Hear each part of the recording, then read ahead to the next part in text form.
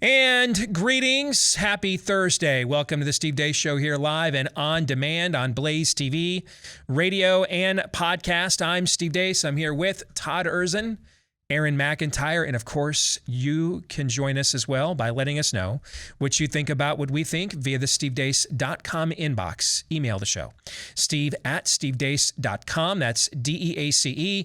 Like us on Facebook, where I will lie to you there. Pretty much everything I am posting on Facebook, I do not believe. I'm just flat out lying to you with our hashtag Facebook approves takes. And yet, I guess I should not be surprised at this. Several folks in the comments section aren't aware of this. This is the greatest thing, according to my wife, the greatest thing you've ever done. Is it? She likes this? She likes this very much. Yes. One of my great radio mentors, the great Van Harden, who's now retired, multiple Marconi Award winner. Wouldn't be where I'm at without him. Wherever that is, wherever I am, I would not be without him. And he once said to me, Steve, this whole broadcasting thing would be great if it weren't for the listeners. I mean, the amount of people in the comments section on my Facebook page. Now, I almost never read the comments section, like almost ever anywhere, because it's the comment sections are typically the places where sanity goes to die. All right, in America. But I just thought it might be fun reading the comments this time, since I was obviously, Babylon being this thing, right? No. And I don't want to say it's like most of the people, it's just too many. It's just too many. All right. It's just broke my heart, Fredo. It's just too many. All right. So throw me a freaking bone here. Yes. They're killing me, Whitey. They're killing me. Yes. So if you want to be lied to, I'm lying to you. I can't make it any clearer. I'm lying. I'm lying to you on my Facebook page at facebook.com/Steve Deace. Now, I tell you what I really think if you follow me on Twitter at Steve Deace Show, and I really tell you what I think if you follow us on MeWe, Parler, Gab, and Getter. Just look for Steve Deace there. You can also look for clips of the show that are both free to watch and free of censorship when you go to rumble.com/Steve Deace Show as well. And again, the last name is DEACE.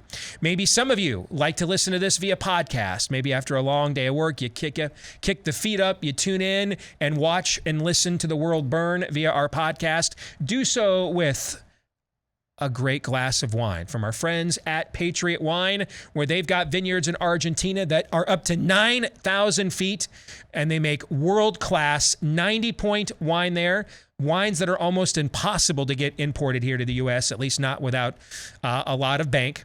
But you can get these wines that taste incredible. All of us have tried them with notes of blackberry, dark cherry, leather, and smoke. They're great for red meat pairing and grilling season. And you can try them right now at PatriotWine2021.com, the third highest vineyard in the world. No inflated prices, no fillers, low in sugar, top quality imported wine. 50% off today with no promo code for you. Half off. You just have to go to PatriotWine2021.com. Again, that is PatriotWine2021.com. Coming up on today's show, it is a special edition of this program. We are going to mark the 20th anniversary today of 9/11. We will cover the differences between Christianity and Islam in Theology Thursday, coming up in the final segment of the show. Next hour, friend of the program, multiple New York Times bestselling author, Joel C. Rosenberg will join us. He's got a brand new book coming out now about the inside of the incredible peace deals we saw during the Trump administration in the Middle East. We will talk to him about that and where we are 20 years after 9/11. But we will begin this hour with our own recollections, which begin with Aaron's rundown of what happened while we were away. What happened while we were away, brought to you by an ominous sign. Joe Biden is set to deliver a speech at some point today regarding his administration's new actions on combating the Delta COVID variant, which has already peaked and started to subside in the now hardest hit states over the summer. Asked what these new plans entail, White House Press Secretary Jen Psaki said yesterday, "There will be new steps the president announces tomorrow, absolutely." And will any of those new steps influence the average American's day-to-day life? Should we expect any new mitigation recommendations, as an example? It depends on if you're vaccinated or not. Early reports indicate Biden has signed an executive order requiring all federal employees and contractors to be vaccinated with no option for opting out via testing. Newly obtained emails between muckety-mucks at the National Education Association and officials at the White House show the Biden administration tightened its masking guidance after that teachers' union threatened White House officials with publicly releasing harsh criticism. Science! According to Congressman Thomas Massey, the CDC has changed its definition of the word vaccination. Prior to 2015, the definition read, quote, injection of a killed or weakened infectious organism in order to prevent disease. From 2015 to 2021, the definition read, the act of introducing a vaccine into the body to produce immunity to a specific disease. In 2021, the definition reads, the act of introducing a vaccine into the body to produce protection from a specific disease. Science! In completely unrelated news, the head of the UK's version of the CDC's Advisory Committee on Immunization Practices, Adam Finn, is sounding the alarm bells on vaccinating children. There are side effects, albeit very rare, which we don't really understand at this point. It means that there is a risk that we could be doing more harm than good with this vaccine. And in that situation, even though it's not very likely, we really are cautious to advise that all children should receive the vaccine. It's really mostly to do with the fact that the risks of COVID are so small in healthy children. But perhaps most important of all, we've been able to get really up-to-date information from pediatric cardiologists in the United States who are managing children who've experienced this myocarditis side effect. Admittedly small numbers, but still some early concerns that this might be a problem in the longer term. And that very up-to-date information is why we've kept to our line, actually, over the last 2 months, that we should be cautious about this. Meanwhile, in Australia, here's the public health chief talking about the future of contact tracing. Our exposure sites still, will they be put back in place to be listed once we are reopening? Because they're not at the moment.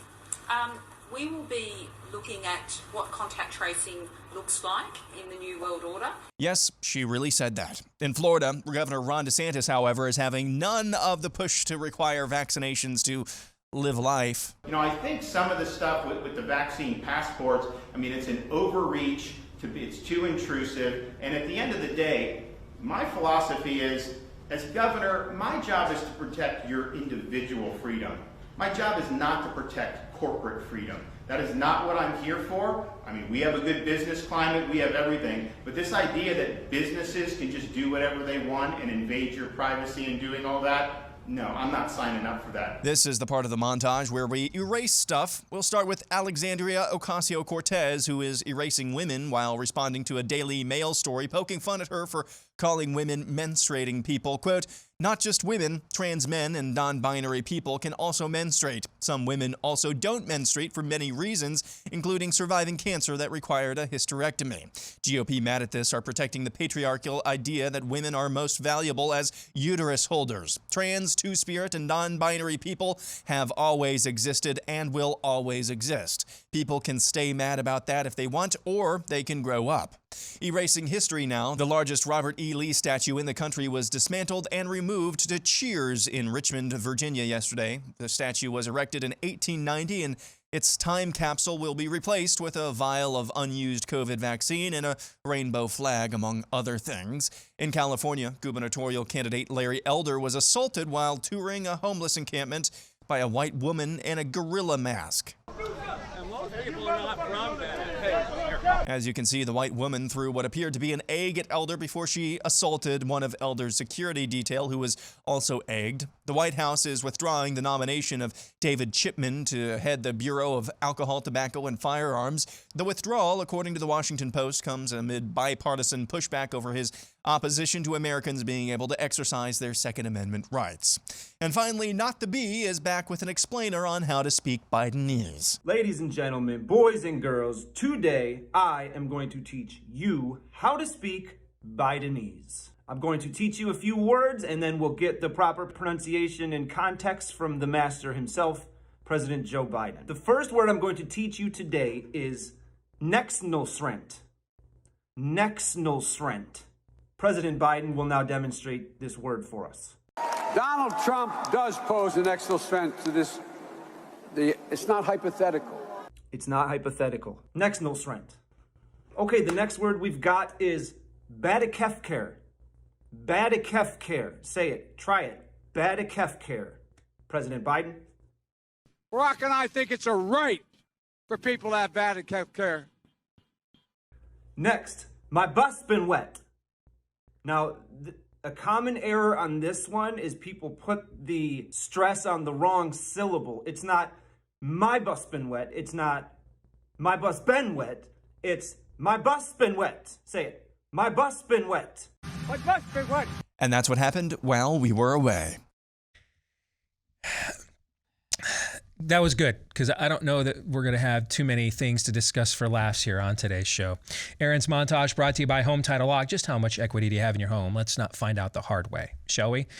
Because cybercrime experts are alerting homeowners that the more equity you have, the greater the chance foreign and domestic criminals will come after you with home title theft. And in fact, this is what Home Title Lock, America's leader in home title protection, this is what they do. Protect you from something like this going down, where cyber thieves search hundreds of public databases for high equity homes. Then they pull your home's online title, forge your signature, stating you have sold your home to them so that they can then take out loans against your equity. And you're not going to be covered by your homeowner's insurance or your mortgage lender. But thankfully, you can protect your most valuable asset with our friends at Home Title Lock. So go to HometitleLock.com today. Register your address now to see if you're already a victim and receive a complete title history of your home. That's $100 value for free. Find out for free that your home's title is in the free and clear today when you go to HometitleLock.com. That's HometitleLock.com. So I mentioned at the top of the show that we're going to commemorate today on the program the 20th anniversary of 9/11, which is actually on Saturday, but with tomorrow's show, with our roundtable and regularly scheduled programming, we decided to make that happen today. But then after I made this proclamation, we went into Aaron's rundown, and it was a typical rundown of contemporary news that is happening at the moment, right? Yes. So here's why this was done. Let us begin our 20th anniversary commemoration of 9/11. We all, we can all look back all we want. And, we all know where we were. I'm getting out of the shower, getting ready to do my sports talk radio show. I had my first show for a period of like 3 months. And my wife comes in, she was watching the Today Show, comes in, Anna was just a baby, and says, "You're not going to believe what's going down," right? But we all know that. We all know these stories. I don't want to look back to the past, especially the last 10 minutes. Instead, I want to look at the future. What's happened since? Saturday is 20 days since 9/11. We were told this was a clash of civilizations, that we had to carry on our way of life in order so that the terrorist would not win. And there is a third right there. There's another one right there by your desk. This is what we were told. Right? Yes. Okay. As you watched Aaron's montage,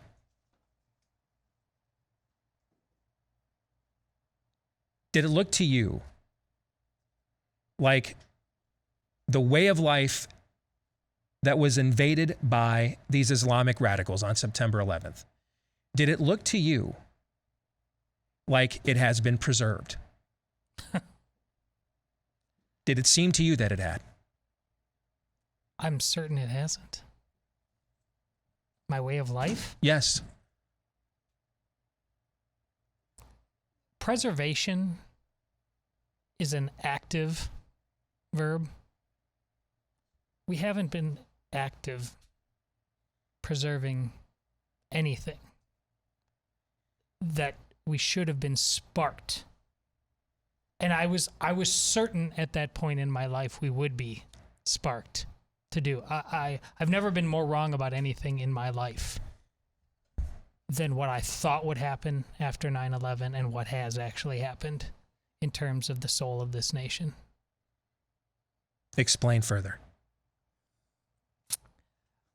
We should have realized how precious, how lottery-winning lucky all of us are to live in this nation. Because we do get drunk on our own happiness a lot, and we forget how ridiculous the rest of the world can be. And that happens. It should have been, of course I'll stand opposed. I'll get more involved. I'll be more aware. I'll do whatever it takes to make sure that good wins in the end. And instead, we've redefined good. And in so doing, we've actually redefined reality. We can reset this over and over and over again in terms of what the example is. Steve yesterday said about the lying with ivermectin. Did you watch Ocasio-Cortez on Anderson Cooper, that clip, and her talking about women and non-gendered and that's insanity. She belongs in a rubber room, not in Congress. That's even if you attempted to say anything like that on any major network in America 20 years ago, that's what they would have done to you. Yes. You would not have gotten back on any program, any major network in America asserting anything.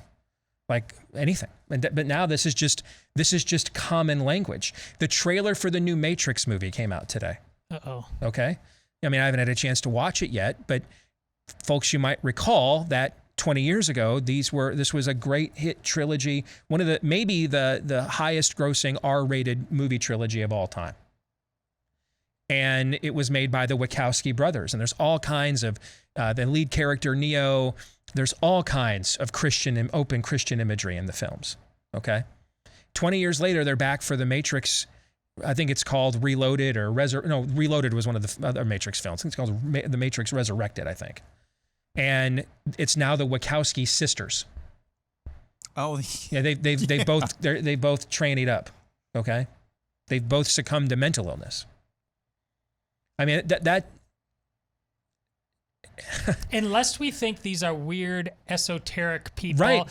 My wife is telling me all the time about people on her social media posts that she's seeing on Facebook that are saying the exact same thing. I mean, this thing is in the water. The ground is bad. Yeah. Everywhere. If other than being forced to wear, well, we are wearing burqas, so I got to stop myself there. They're forcing you to wear burqas now, right? They're just from China, okay?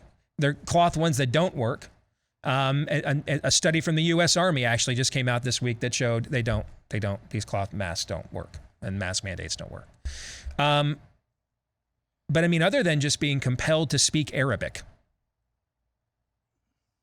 I mean, there's a certain level we cannot succumb to because of the built-in, grandfathered-in technological basis in the culture. You know what I'm saying? Yes. Like we can't go back fully to the 8th century like a Taliban would prefer or an Al-Qaeda would prefer because we just have a built-in technological infrastructure that just wouldn't permit it, okay?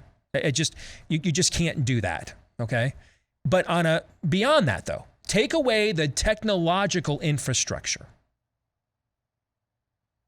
Other than being compelled to do all of this in Arabic, on what plane did they not at least gain?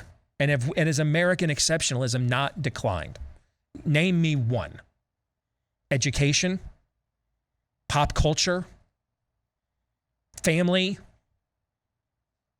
Can you name one where they didn't gain their worldview?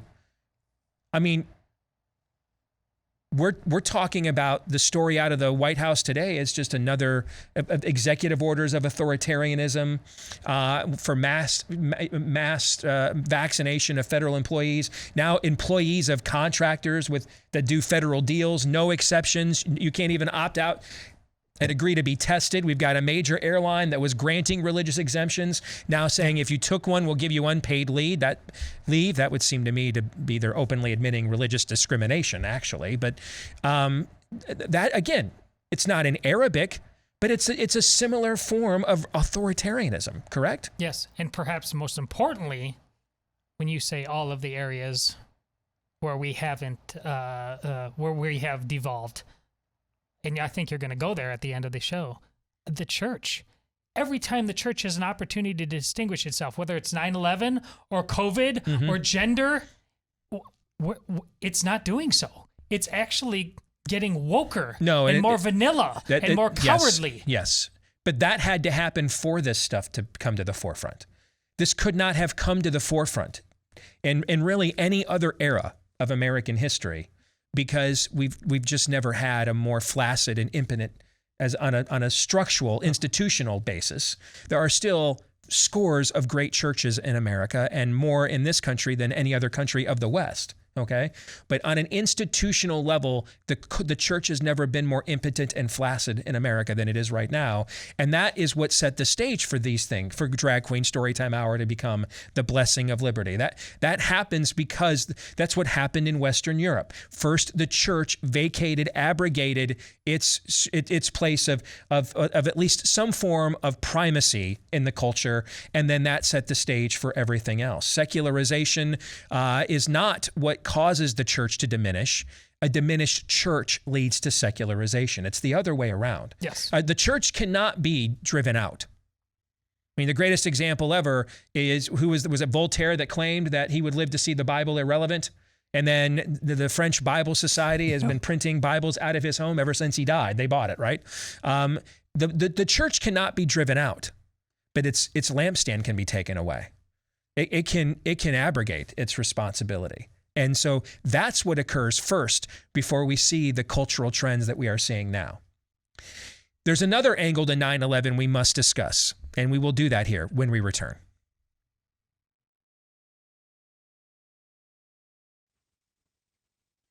You know, you've got a million reasons to be stressed out these days. You got to have a landlord named Cindy Johnson at RE/MAX who doesn't know how to fumigate a damn building in the 21st century and can damn near get you killed just sitting at a desk talking into a microphone. I mean, that could really stress you out.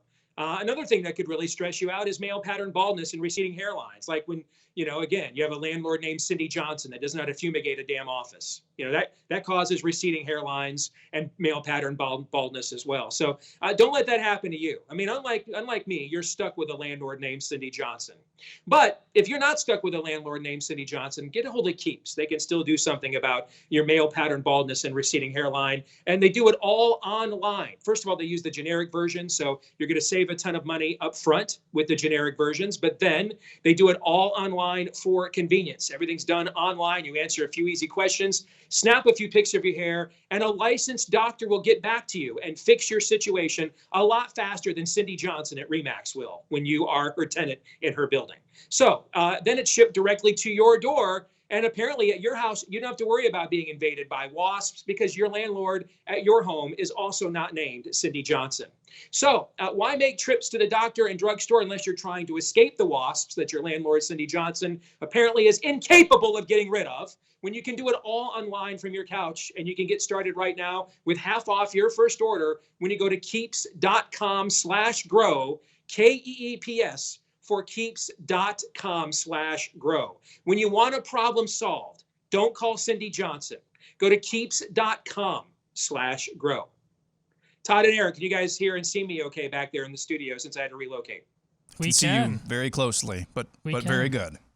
Okay, good. So I want to get back to our 20th anniversary remembrance of 9/11, if I could, because there's a lot of talk about, and there's a poll out today from our friends over at Trafalgar Group, that a majority of Americans are concerned that the haphazard pullout from Afghanistan could lead to another 9/11 kind of event. But with all due respect to Trafalgar, I think the question has a flawed premise, guys. Because I really don't believe that the number one factor that created 9/11 was what was going on with our foreign policy at the time. I really believe the number one factor, and I'm not saying it wasn't a factor, I'm not saying it's not a factor at all, but I think the number one factor that caused 9/11 wasn't our foreign policy. It's our immigration policy. There were 19 hijackers on 9/11, Todd and Aaron. Would you like to know how many of them qualified for a student visa entry into the United States? Take a guess. High number? It's a high number. All of them. All 19 qualified for student visa entry into the United States. All 19. Every last one, Muhammad Atta on down, all 19 9/11 perpetrators qualified for student visa entry into the United States. All 19. Since we invaded Afghanistan, we were told for the last 10 plus years, as more and more mission creep set in, first in Iraq and then, of course, now in Afghanistan, we were told, and they still trotted out this line with the pullout, that we have to fight them over there so that we don't end up having to fight them here.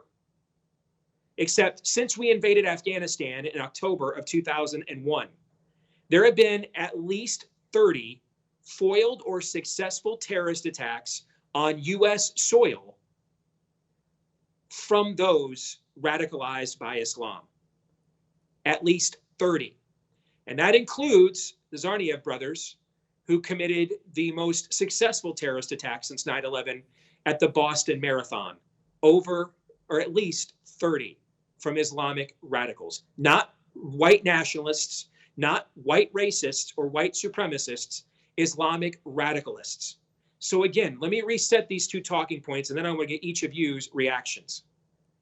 All 19 of the 9/11 hijackers were granted student visa entry into the United States, and there have been at least 30 successful or foiled terrorist attacks on U.S. soil since we invaded Afghanistan 20 years ago by Islamic radicalized.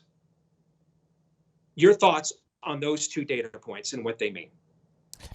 Well, it's a perfect symbol, a lack of understanding of what borders are and what immigration policy ultimately is meant to endorse, uphold. Steve is he's on record as saying many times before that the founding document of this country is the Declaration of Independence. It is the spirit. It is the flag in the ground. And then the Constitution comes along, is brick and mortar.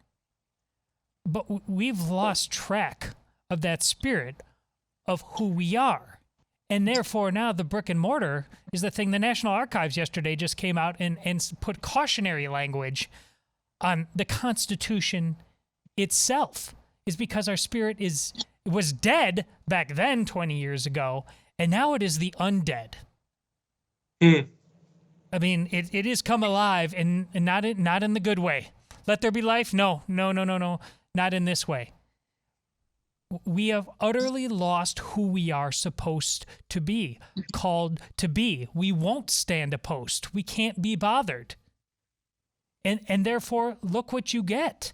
You get a border policy that has gone from neglect in a time when everybody, look around you, mask, vaccine, death is upon us. Yet the border is wide open, and who cares who comes in with what?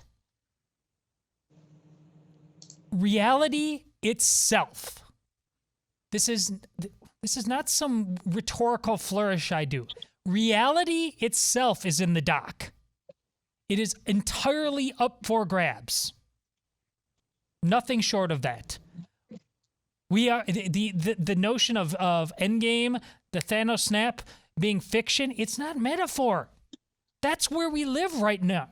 Now, everything is being undone. And the border is a perfect symbol for that. When you, this city on a hill, Steve says, the first and only country founded on a creed. Well, of course, the borders have to go. Of course they do. If you hate that creed, if you don't care about it anymore. Aaron? What's happened with Afghanistan in particular over the last 5 weeks is really a microcosm and a sped up version of what's been happening in this country over the last 50 years. The people who were supposedly trained, the people who supposedly had the willpower, the people who supposedly had the tools in order to be the vanguards of their new way of life in their new country, Afghanistan. Like rats and being flooded out, like wasps and smoke in some places. They just scattered. They just scattered when the Taliban came riding through. That's when you talk about the abrogation of the church's duty in America. The same thing, though at a very slower pace, and with a different enemy. Over there, they call it the Taliban. They call it radical Islam. They call it ISIS. Over here, we call it Hollywood. We call it the mainstream media. We call it the spirit of the age overall. Over here, over the last 50 years or so, the same thing has been happening. Different actors, but the same thing. The people, the church, who are supposed to be the vanguard of everything that is good, true, and beautiful about the United States. Yes, even a border. Yes, even a border. Largely, though much slower, have been abrogating that duty and fleeing and scattering. And that's why we find ourselves in the situation that we are in right now. It is not hyperbole when Todd talks about reality itself being at stake. I hope you heard this. I tried to emphasize these words in the montage today. And yes, it's Alexandria Ocasio-Cortez. Ha ha ha ha ha ha ha. She's so dumb. But let's read what she says. Trans, two-spirit, whatever the hell that is, and non-binary, whatever the hell that is, people have always existed and will always exist. You can call that Orwellian. You can call that whatever fancy term you would like to. But it is an illustration of what Todd just said. Reality is at stake. What reality is at stake when you can unabashedly, one of the most popular, I guess we should say, not a whole lot of power, but one of the most popular congresswomen in the United States can just freely say that a two-spirit has always been and always will be, without being laughed off the stage and institutionalized. When that can happen, Todd is absolutely correct. Reality itself is at stake, and it's largely due to the abrogation of the church in this country of its duties to vanguard that which is true, good, and beautiful. That is very well said by both of you.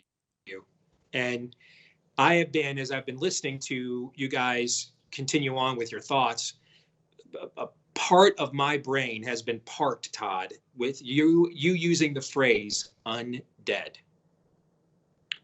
And you know, that's often associated with vampire mythology, where you have a mortal coil that is erect, that has motor function, that operates, and is sentient, but it is soulless. It's dead inside. And so the outside shell may look like a person you once knew. But what made them the person that you loved or knew or maybe even disliked and loathed on the inside, the soul, the culmination of their thoughts and emotions, those are gone. So they're just a shell of themselves. Or this would be an expression that Jesus uses in the New Testament of a whitewashed tomb. In many respects, that's kind of what we are. That you can still go to the National Archives and see all these things, and you can go see paintings that depict biblical events at the U.S. Supreme Court. All that imagery and all that stuff is still there. The mortal coil, the shell remains, but on the inside, what all those things were done for, their purpose, the soul of them have been stripped it's been stripped bare. They've lost all their meaning.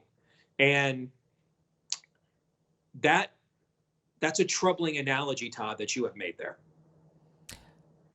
Well, it speaks again to my growing schizophrenia, balancing all the blessings and we just talked about that recently, of our lives. I mean, my cup runneth over in many ways, yet at other times, this is end of days kind of stuff. There are just minions of nonsense everywhere on plain sight, right on the soccer sidelines that are giving my daughters great joy right now. They are yards away from people who believe exactly what Ocasio-Cortez says. There's no way that doesn't lead to blood sooner or later. There's no way. I don't know what else to say. But if you are not allowed to hope, if you are not allowed to have dialogue without being called the worst sort of names, one side, this is Thunderdome now. On some level, it is Thunderdome, sooner or later. And I'd rather enter it myself than my kids have to do it. Let's do this then. Let's do it. Well, I'm in the mood for a bit of a Thunderdome at the moment. So today would be a good day to invite me into a Thunderdome, because I have some excess angst and negative emotion and thoughts that I would like to find a deserving subject to take them out on at the moment. Okay. But what we're talking about here is, it leads us back to what is the core, really the core truth and mantra and mission statement of this show. And that is revival or bust. That if there is not spiritual revival, this is going to go bust. And bust can look a lot of different ways. Bust can look like Bleeding Kansas. Bust can look like, as you alluded to, Todd, it can look like Bull Run. It can look like Fort Sumter or Gettysburg or Antietam, the worst, deadliest battle in American history in any war we've ever fought. Or it can look like China, where we just roll over post Tiananmen Square because they gave us the trinkets we like. They gave us the outlets we liked.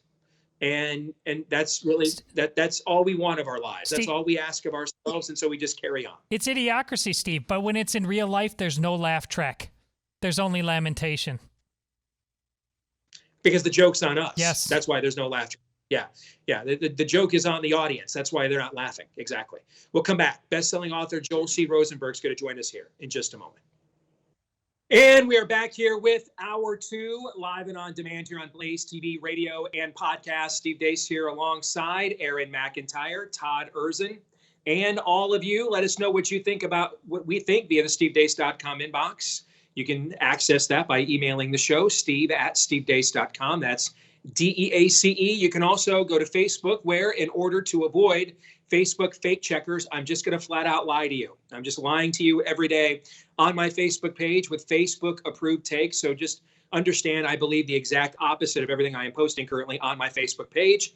But you can also find out what I really think by following us on Twitter at Steve Deace Show, or look for me as well on MeWe, Parler, Gab, and Getter, and get clips of the show that are free to watch and then free of censorship when you go to rumble.com/Steve Deace Show, rumble.com/Steve Deace Show. And again, the last name is DEACE. For those of you that enjoy the podcast, we appreciate you. Thank you.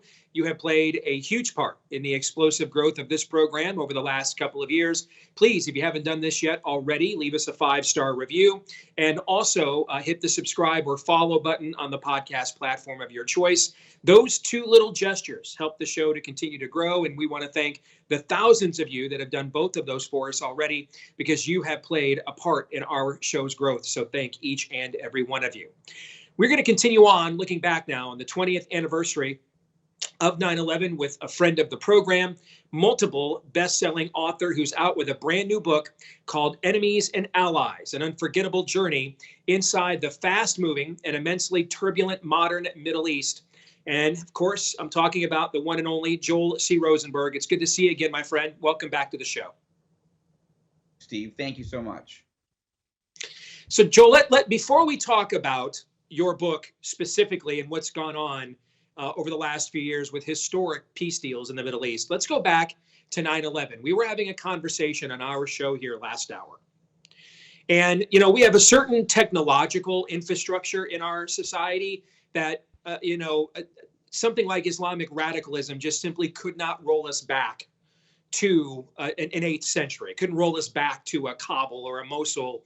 They couldn't do that. But when you look at every other leading cultural indicator, you just look what's in the news right now. You look at the increasing authoritarianism going on in our society. It is very clear on a systemic level that we have institutionally anyway. There's still scores of great churches in America, but institutionally, the church has really abrogated its position of any kind of primacy in the culture. The state in control. We're being forced out how to cover our faces. 20 years later, remove Arabic and calculate our technological infrastructure. And Joel, I got to tell you, you look at every other cultural indicator, man, and it kind of looks like if 9/11 ushered in a class of civilizations, it kind of looks to us like we're losing this. Are we wrong? Well, you're not wrong. I mean, look, we are the pinnacle of human civilization in terms of the economy, technology, military power. But rather than be bold and courageous and fearless about our faith and our freedoms, because of that, the country's become weak and indecisive and divided, and we are sacrificing our freedoms. And that type of weakness is getting projected from the top right now. But you're right. It's not just. I mean, in many ways, I believe that politics are a lagging indicator of the spiritual and cultural climate of the country, right? So you don't get Biden because the country's strong. You don't get a weak president because everybody's, courageous and bold and strong in their faith and in their sense of who they are as Americans, but because they don't feel that way. He's a reflection of what's going on deep inside the culture, in business, in academia, and tragically inside the church. You get access, and I've always wanted to ask you this, and all the times we've talked to you both publicly and privately here, I can't believe I've never asked this before, so let me ask it now. How is it possible an evangelical Messianic Jew gets so much access to the Islamic Arab world? How have you built these kind of relationships, Joel? Well, since you asked it, including my faith as a follower of Jesus Christ, there really is only one answer. And the answer is my friends and I have been praying for open doors to build friendships and relationships in Israel at the highest levels, in the United States at the highest levels, and throughout the Arab Islamic world. I can't actually give you a more complicated or sophisticated answer to that. I can tell you how it actually began at a practical level, but it's crazy. Let's just say it. And I say it, enemies and allies, like I'm not a former Secretary of State. I'm not the former, ambassador of something. I'm not a billionaire CEO. That I don't have a huge political movement. There's no particular reason on the face of it that not only have I been invited in, but multiple times over and over, and to spend hours and hours and hours, sometimes in private conversations, but sometimes on the record. It's fascinating. You don't see the New York Times getting this access or the Wall Street Journal. But it's prayer. It's the power of prayer. And I know for many people, probably not your listeners, they'll be like, yeah, he's crazy. Well, okay. How did I get in those rooms? Yeah, they don't have to deal with you, right? Because you mentioned yourself, you don't have some kind of standing platform or letterhead that even if they didn't want to tolerate you, demands that they at least on some level do. Instead, you have been given an immense amount of favor here. We have a lot of mutual friends that you've introduced to the royalty in the royalty in Jordan, the government in Egypt, and all throughout the Arab world. So it is extraordinary that you have this kind of access. What does that access tell you right now that their collective view is of the United States, Joel? Well, as I say in the book, Enemies and Allies, that I really two major conclusions come, and then there's subpoints. But let's start with the two big ones, right, Steve? The way that the Arab Muslim leadership sees the region and the United States, and they see, and the way Israel sees it, is actually very, very similar, which is interesting, right? On the one hand is the bad news, and the other hand is the good news. The bad news is our Arab, Muslim, and Israeli allies see the radical Islamism as ascendant right now. That they feel that the radicals have that the radicals feel that they have the wind at their back, that Allah is on their side. Now, when I was finishing the book, that's because Iran was ascendant. That Obama and Biden had made this crazy, insane nuclear deal and shoved hundreds of billions of dollars worth of cash at the worst regime, the worst radical Islamist regime on the planet, sort of begging them to don't kill us, okay? And that deal was a signal to the Iranian leadership that they're on the rise and that America is weak, okay? And then the surrender by President Biden of a country that was not perfect. I've been to Afghanistan. It's a poor, backward country, but it was as stable as it was gonna get under Trump. And Biden surrendered. He literally snatched defeat from the jaws of victory, and he did it on the eve of 9/11. So combined, this is empowering and emboldening the radicals. That's the first observation of our allies in the region. The second one, however, is that America is retreating from the Middle East, that they're abandoning their allies in the Middle East, and therefore Arab leaders are having to fundamentally recalculate who they think their allies are and who their friends are. And they're looking to Israel and they're thinking, for 100 years, we thought the Israelis, the Jews, the Zionists were our enemies. It turns out that actually they're the good guys and that the Iranians are the bad guys. And we need to join forces, not just for our economic and tourism and trade and technology, but to create an alliance against Iran's regime, because the Americans are effectively abandoning us. I hear, in other words, our actions are emboldening the other side's prayer circles. Is that they see this as their version, as you were describing, divine providence at work in your career. They are seeing their version of divine providence at work now with what these world events. Is that what I hear you say? That's exactly what you hear me say, Steve. And think about it this way. If you're a radical Islamist, whether you're Shia in Tehran or you're a Sunni in Kabul as part of the Taliban, or Hamas or Hezbollah or the Houthis, or name your poison. It's all the Baskin Robbins 57 flavors. It's all sugary and cold, but it's all basically the same thing, right? So from their perspective, they have now brought down two superpowers, okay? The Soviet Union and the United States. And the United States has been driven out of Afghanistan. And while the Soviet Union fully imploded, America's not long behind. And that is that's their view. They believe that the coming caliphate, the global Islamist kingdom, is near. They believe it's imminent. And while they have theological differences between them and huge political differences, tactical and strategic differences between the Taliban and Tehran, for example, okay, so what? Ultimately, what America should be fearing is not the Taliban per se. That's bad. It's ugly. But Tehran, those leaders are actually just 2 months away now. Okay, Steve?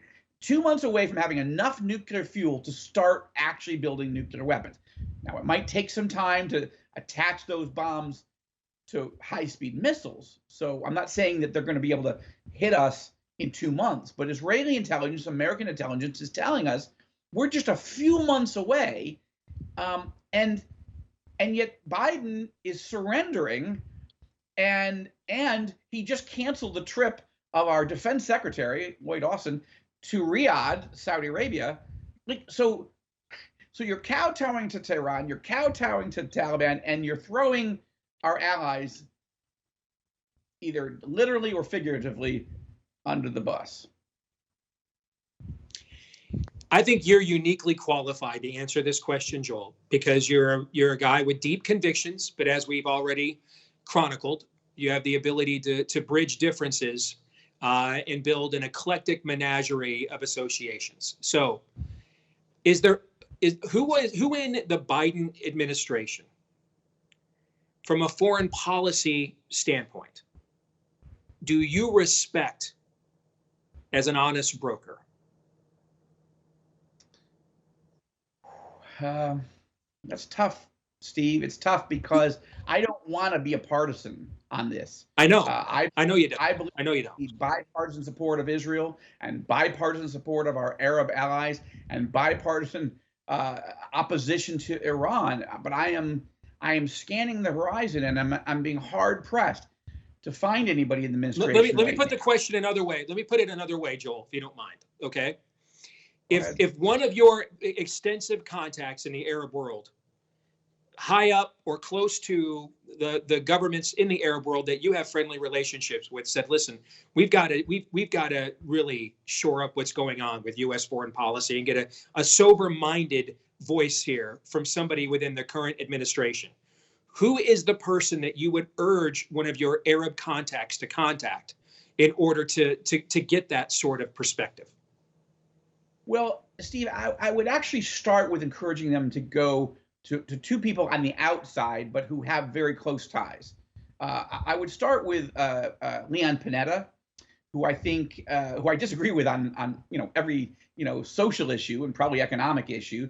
But Leon Panetta, the former chief of staff at the Clinton White House, the former CIA director and defense secretary under Obama and Biden, I think he is an honest broker. I think his instincts on the Middle East are mostly good, and I think he's got gravitas in the Democratic Party. I don't think he's a lunatic or a left-wing radical. So I think Panetta is good, and mostly right. I mean, I'm not going to go to him on abortion issues or marriage issues, but the other one would be Joe Lieberman, and very similar on the same thing. I don't agree with them on social and most economic issues, but on foreign policy, Lieberman is a rock star.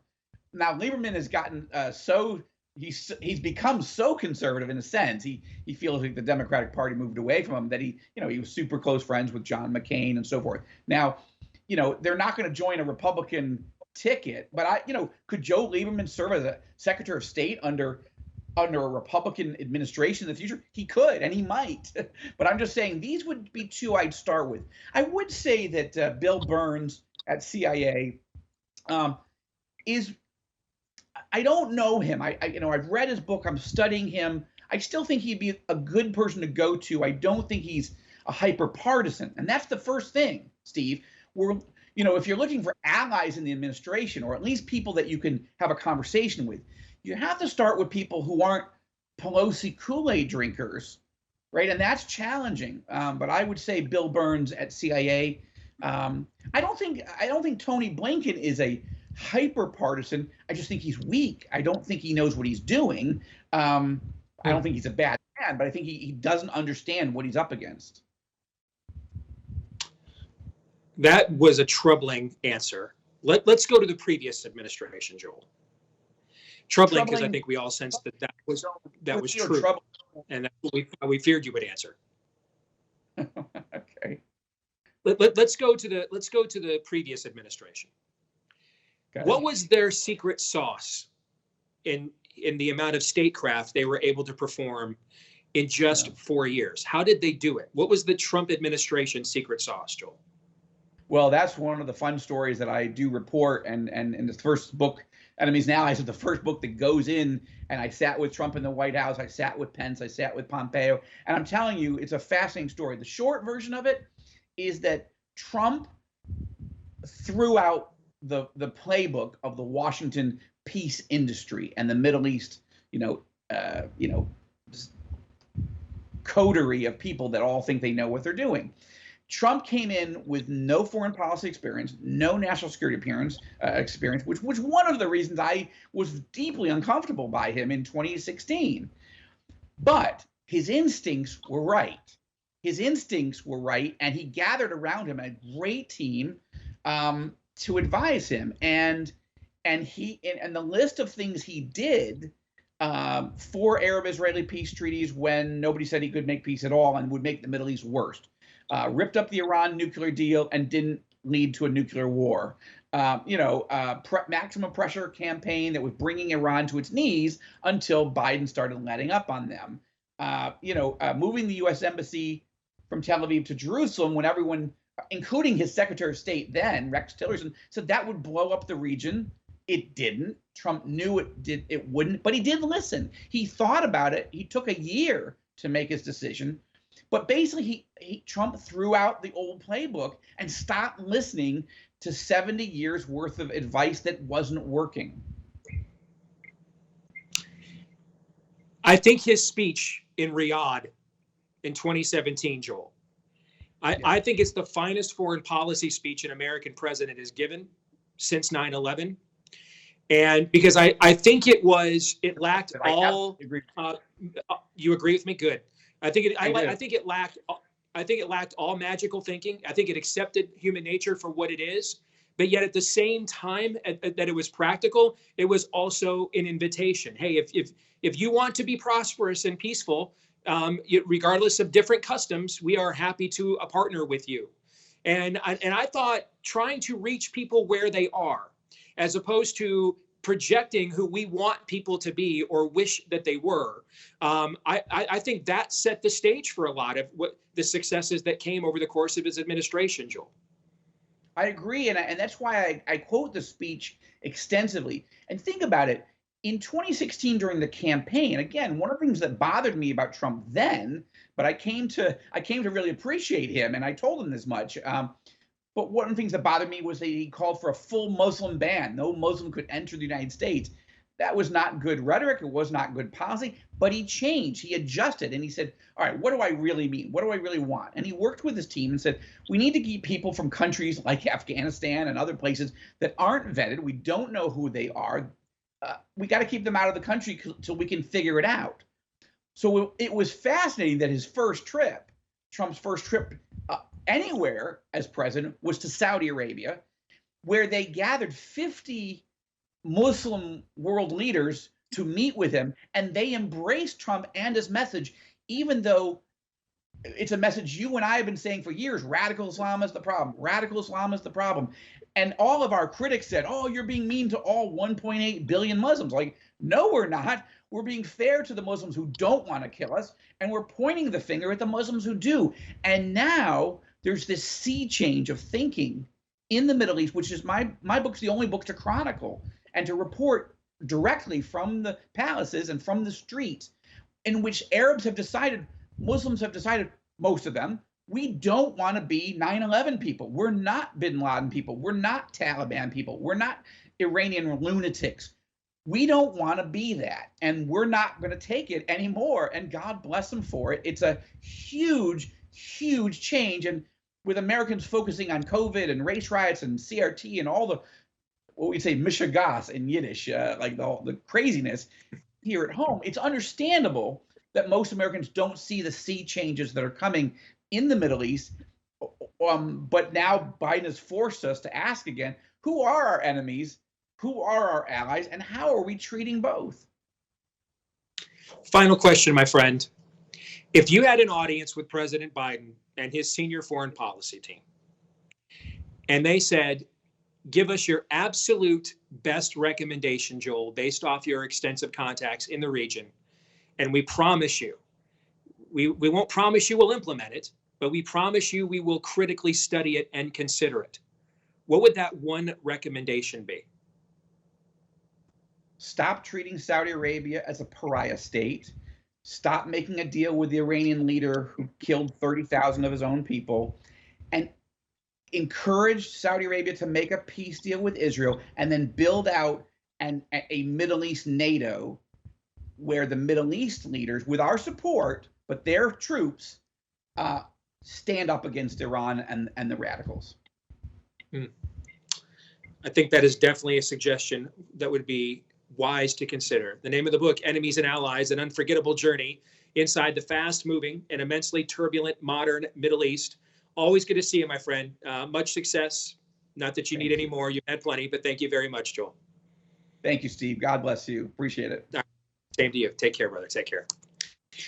Conversation we just had with Joel Rosenberg here, brought to you by our friends over at StartMail. You know, free email services like Gmail and Yahoo, they aren't really free. You are going to pay with your privacy. In fact, the tech giants, they bank on exploiting your data by selling it to the highest bidder. Your business plan, Google already has it. Your medical records, Yahoo sells them to drug companies, and on it goes. That's why you want to start to use StartMail. Start with a T, because it'll help make you feel safe again. It keeps your email private, period. Every email can be encrypted, even if the recipient doesn't use encryption. And when you delete an email with StartMail, it is gone forever. And then also know they've got their own servers. They don't use a company like Amazon's, which means they can't be put out of business like a Parler ever. And switching to StartMail is seamless too. You can easily transfer all your current email data, so there's no starting over from scratch. Your cybersecurity's never been more at risk.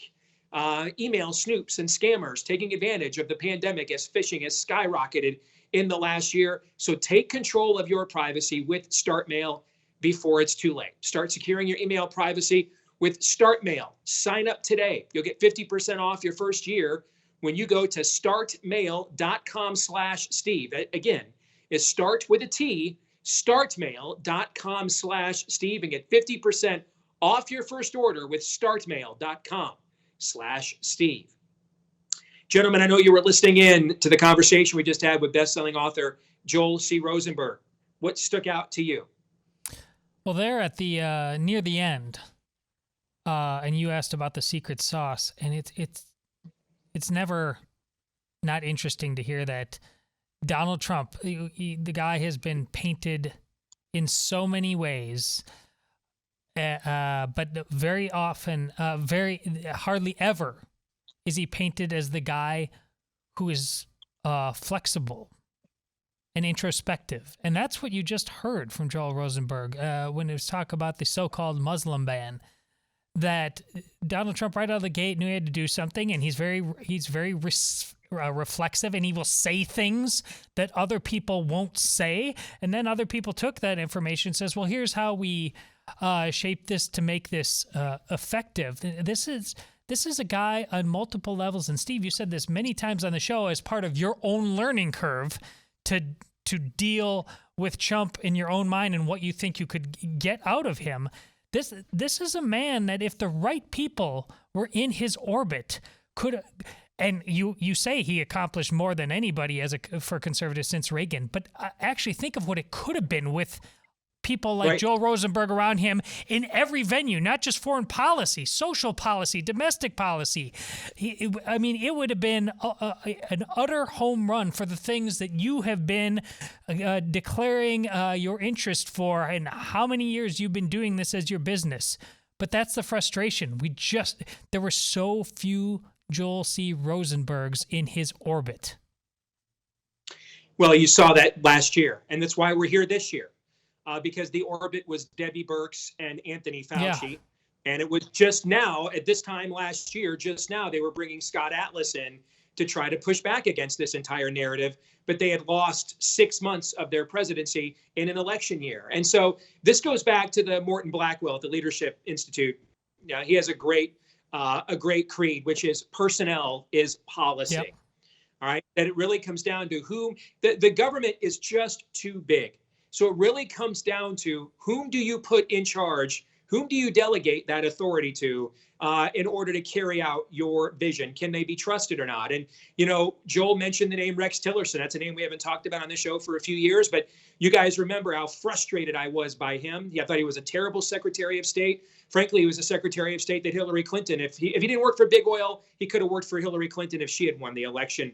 And right after that great speech in Riyadh, gentlemen, you'll recall, he tried to undermine the president's message. And then thankfully, finally, they got rid of him. Our friend Jesse Kelly said recently that he could be all in for another Trump run, but this time he needs to know up front they're going to hire a lot better people, because too many of his hires undermined his own messaging too often. And I think it's good for you to reset that, Todd. Aaron, what are your thoughts?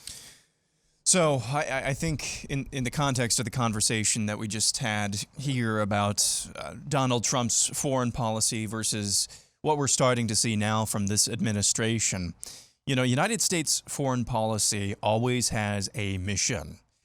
It is not missional, though, in the sense that we think about it within the church. Missional meaning a long-term occupation, a long-term campaign in order to change something around you. That's not necessarily the role of the United States foreign policy, and by extension, the United States military. The United States foreign policy and military has been, always should be, and not always has been, I should clarify, to protect and look out for the interests of the United States and her allies. That does not mean nation building, as we well know now. That means seeing the world for as it is, not for how you'd like it to be. That means seeing a Kandahar as it is, not as California or a future California. That is missing, though, in the progressive worldview. They think that they can bring Hollywood to Kabul. They think that they can bring the West into Afghanistan and into Iraq, and that's largely impossible right now. But what the Trump administration did is say, we have 18 years of experience with this. It's not working. Here's what we're going to do. We're going to drop a Moab on you if you get in our way. And if not, then anybody who wants to make money, come sit at the poker table over here, and we'll be your huckleberry. That's seeing the world as it is. That's actually helping the mission of the United States foreign policy. That's not being missional, trying to change things that may or may not change by your own endeavor and by your own efforts. And to see the stark differences that we have seen over these past few months with what we saw all of last year especially, it's very troubling, but it should not be surprising. We'll come back. Theology Thursday. We're going to look at Christianity and Islam as we continue on the 20th anniversary of 9/11 here in a moment.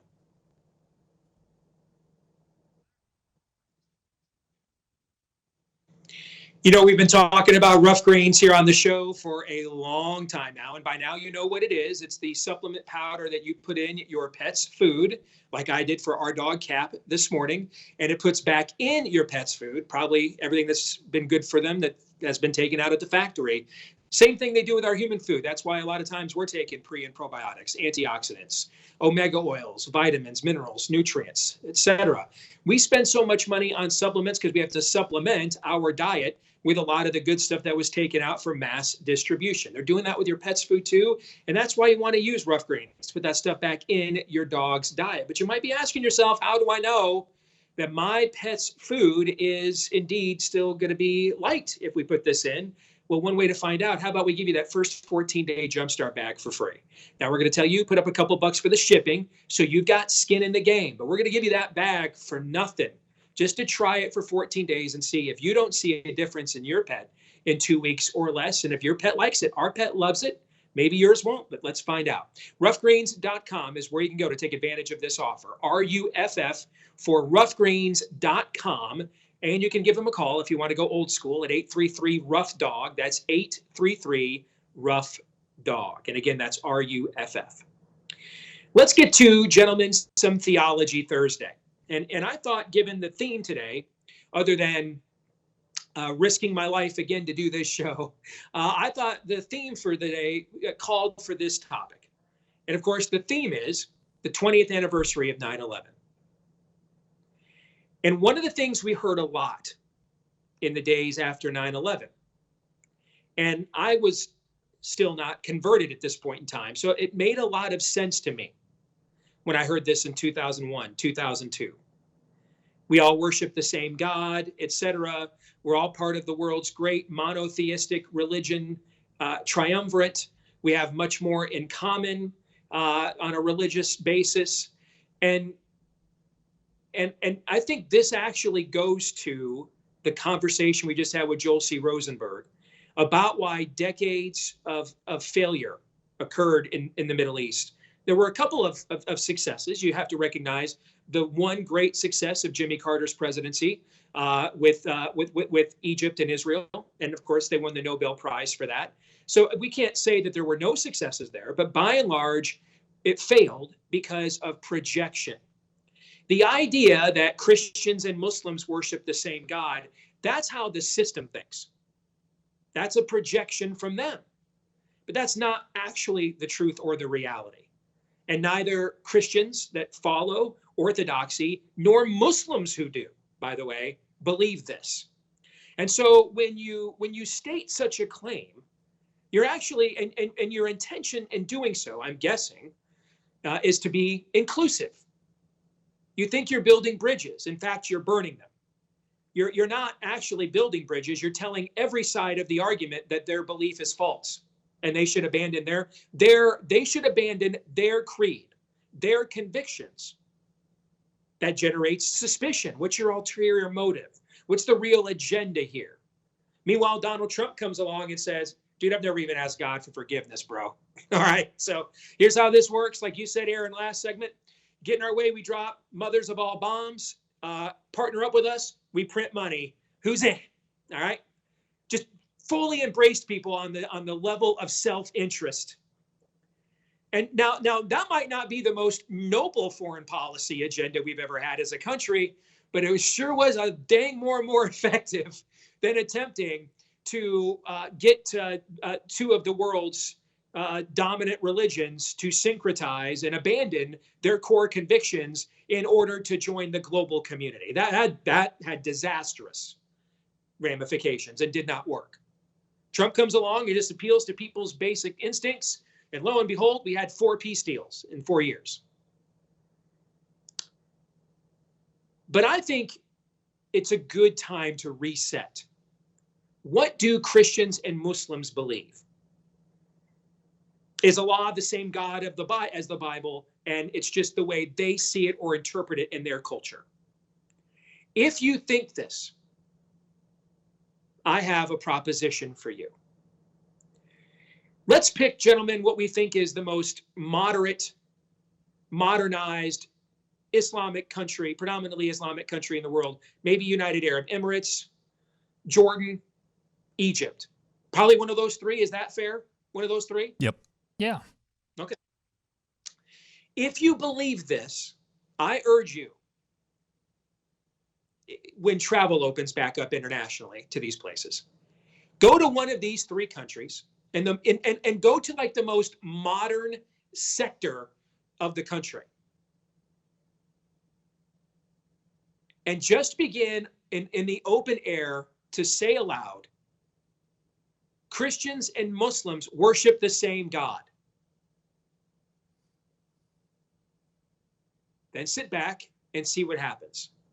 In fact, because I'm pro-life, I'm going to suggest to you up front, don't sit back and see what happens. You're going 100 miles and running NWA style, okay?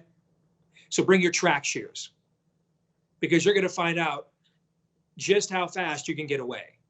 That dog ain't going to hunt. And they're going to look at you like you were born with a third eye. Or like, I don't know, maybe that whole honor killing thing we talked about in Hadith, maybe we need to bring that back. Don't do that. Don't go to these countries and just start openly proclaiming in populous, even urbanized, modernized areas such things, because they don't believe it. And you're going to find out that even though they've embraced some of our technocracy, they are not willing to embrace some of our secularization and syncretization. They don't believe we worship the same God. Why? Because we don't. Now, it is possible that Christianity and Islam are both wrong. They could both be wrong. And if you're a non-Messianic Jewish watcher or listener to this show, for example, that's where you're at in the argument, okay? Or if you're not religious at all, you might think, hey, they're all nuts, okay? We could all be nuts. We could all be simultaneously nuts. But I'm going to show you that we cannot simultaneously be right. That's not possible. First of all, Muhammad could not read or write. He was illiterate. He was accosted by an angel one day in a cave who gave him the word Quran, which means to recite. So here we have a fully human being who is illiterate, cannot read or write. In Christianity, Jesus is fully human, but also fully God. And he is not, he actually doesn't bring you words. He is the Word. He is the Word of God, the incarnation of God's will. That's what he is. He is the will of God, the Word of God, the Word made flesh.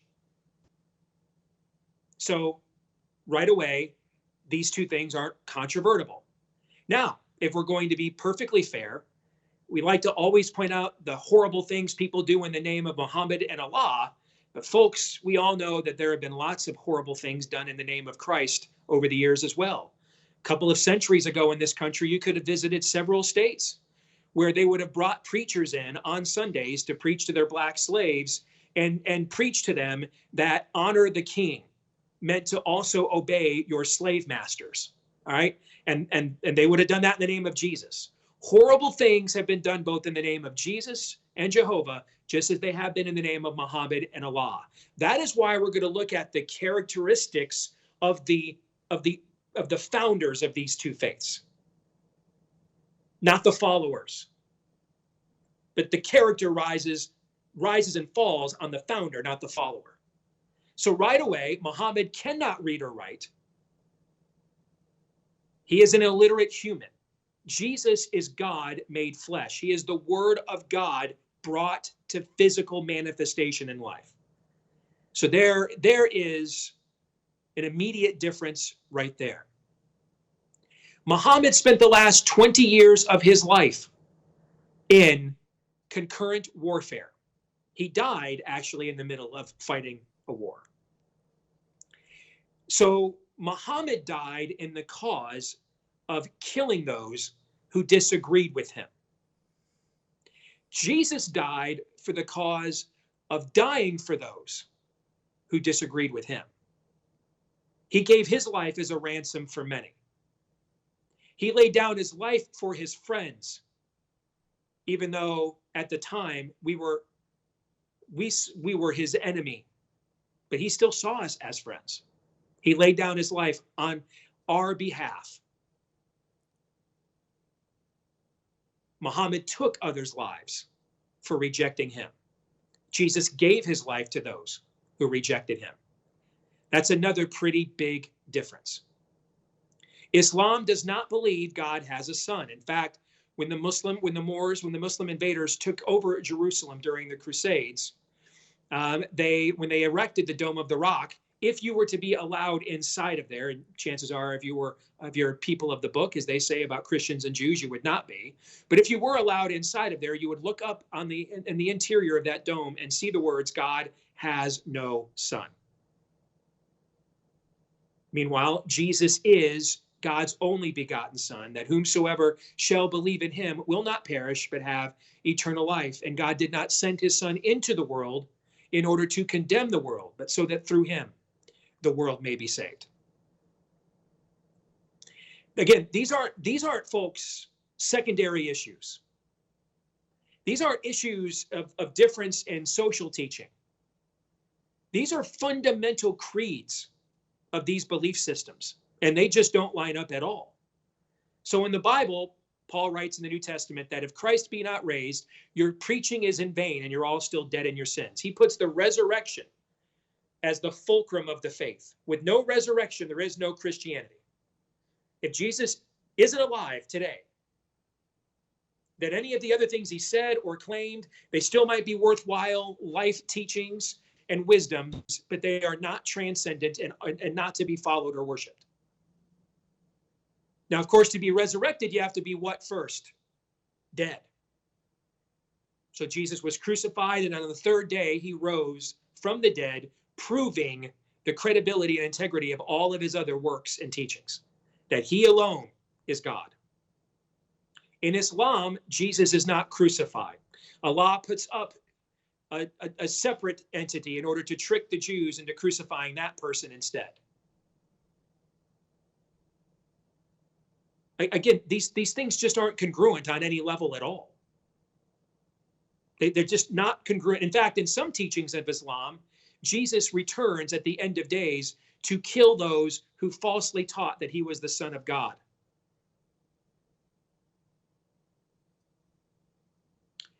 In Christianity, the atonement of Christ is the penalty that gives you the assurance. If you put your faith in that atonement, it gives you the assurance of knowing that your eternity is guaranteed from the wrath of God, that you escape the wrath of God you deserve. In Islam, you are to perform, as a Muslim, 5 pillars of the faith. And you could perform giving alms to the poor, for example, making the Hajj to Mecca. Those are 2 of the 5. You can perform all of these 5 to the best of your ability for your entire life, but still not yet know for certain that you will be granted eternity in paradise from Allah. So, Jesus dies for those who reject him. Muhammad kills those who reject him. Jesus voluntarily gave up his life at the end. Muhammad lost his life fighting a war, taking lives of other people for 20 years. Muhammad was illiterate. Jesus is the Word of God made flesh. Jesus offers eternal security and escape from the wrath of God. The religion Muhammad founded offers you no 100% assurance or guarantee you can ever escape the wrath of God, except for some teachings in the Hadith that say if you take the life of an infidel in the spread of Allah, in the spread of Islam, that is how you get guaranteed assurance from Allah. That's why they've been doing it from the very beginning. Other than that, though, these things line up completely perfectly, and yes, we're all worshiping the same God. It's just not logically possible. It may be what you want to believe. It might be why you put the coexist bumper sticker on your car. I would like to believe that Cindy Johnson, my landlord, knows how to get rid of wasps out of the office in the 21st century. I'd like to believe that. Unfortunately, I'm greeted by reality nearly every day at work now. So you can put all the coexist bumper stickers on your car you want. It doesn't change. None of the central creeds of these respective faiths line up on any level whatsoever. Christians and Muslims could both be worshiping a false God, but they are definitely not worshiping the same God. We'll get Todd and Aaron's thoughts here in a second, right after I tell you about Omega XL. If you're struggling with chronic pain, this is the pain that comes from too much inflammation in the body, the lingering achiness, soreness, etc., often seen in your back, your neck, your hips, your shoulders. Chances are that's too much inflammation in the body. And if you're looking for an all-natural anti-inflammatory, one that's backed by 35 years of clinical research and over a year of being used each day by yours truly, so I can personally vouch for it, check out Omega XL right now. It will neutralize the inflammation that is causing your chronic pain. And if you want to try it today, you can buy 1 bottle and get a second one for free when you go to omegaxl.com/Steve. That's omegaxl.com/Steve, or give them a call at 800-844-4888. That's 800-844-4888. Todd and Aaron, you get the last word. Well, how did we get to this ridiculous place? Because what Steve said was obvious for a very long time, from generation to generation. Well, we got to this place because here in Des Moines, our local big Catholic school recently disciplined a teacher. God bless them, because that teacher was putting up a rainbow pride flag in his or her classroom. I'm not entirely sure which gender, and maybe he or she doesn't either. In reaction to that, a fellow parishioner of mine, who I've always known to be very nice, posted on Facebook why she thought this was not very nice, and actually cited from the Catechism of the Catholic Church about why she thought it was okay for this rainbow flag to be hung up in the name of compassion. To which then I replied to her with another citation from the Catechism of the Catholic Church, and she promptly blocked me. That's how we got to this place. Aaron. We're going out here in about 20 minutes, or 20 seconds. Oh, Sorry about that. I didn't mean to leave you hanging out there. I'm sure whatever you were going to say with more than 20 seconds would have been great. All right. We'll be back at it again tomorrow, folks. Until then, John 3:17.